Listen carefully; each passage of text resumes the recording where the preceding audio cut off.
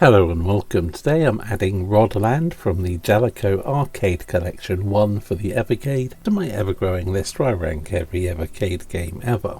Rodland was originally released in 1990 and was later ported to various home micros, which is where I first came across it. I played it on the ZX Spectrum and on the Amiga.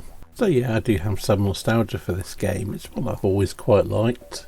I wouldn't say it's ever been like a massive favourite of mine, just one of those games I enjoyed playing and remember playing. It's not a game that I ever had a huge hankering to come back to, and I don't think I'd have given it any real thought if not for being released on the Evercade. The story basically has you playing one or two fairies called Tam and Rit. They're armed with magic wands or rods of the titles. You're on a quest to save your mother who's been trapped in a tower.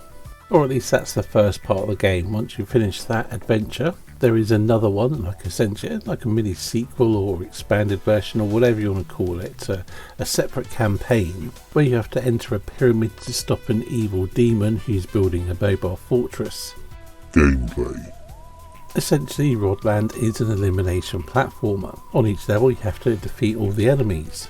Like most elimination platformers, it's a single screen action game, and in this one you can't jump.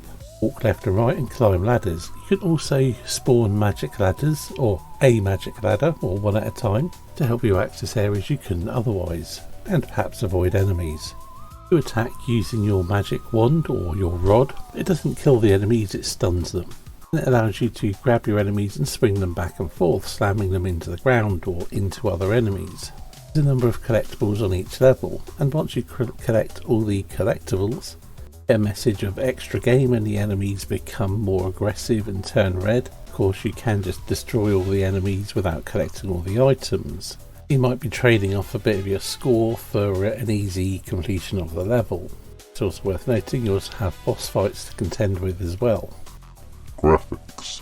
As you can no doubt see, Rodland has very bright, almost pastel looking graphics. Everything's very cute and colourful, with chunky sprites with expressive animations and a look to them, and the sprites are quite large compared to many elimination platformers.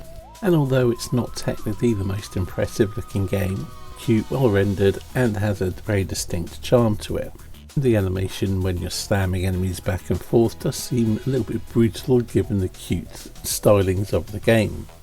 Sound and music. The sound effects are quite crisp and satisfying. It really has a sound that you'd expect from this sort of game. The soundtrack is cheerful, bouncy and very, very of its era and the style of game. It's quite catchy but not intrusive, and I'd say not particularly memorable, but while you're playing, find yourself bopping along a little bit. Overall opinion. Rodland very much looks like a typical elimination platformer. It's cute and charming and mechanically quite distinct. It's not as fast and frantic as many similar games, with a more sedate, methodical way of playing. Positioning is key. Not jumping and having the ladder spawning system is quite interesting, and I'd say it gives a slightly different flavour. The enemy grappling and combat is quite unique and satisfying. For me, it does stand out from the multitude of other single screen elimination platformers on the Evercade. And while it's not my favourite, that's possibly Bubble Bobble or Tumble Pop, very much worth a playthrough, or two playthroughs as there are essentially two campaigns in one.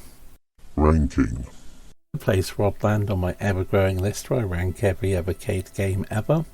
I've elected to put it above Super Turrican, but below Lamatron 2112, placing it at 77 out of 472 games that I've ranked so far. Right, I think that's a wrap for this video, so thank you for watching, and I'll see you in the next one.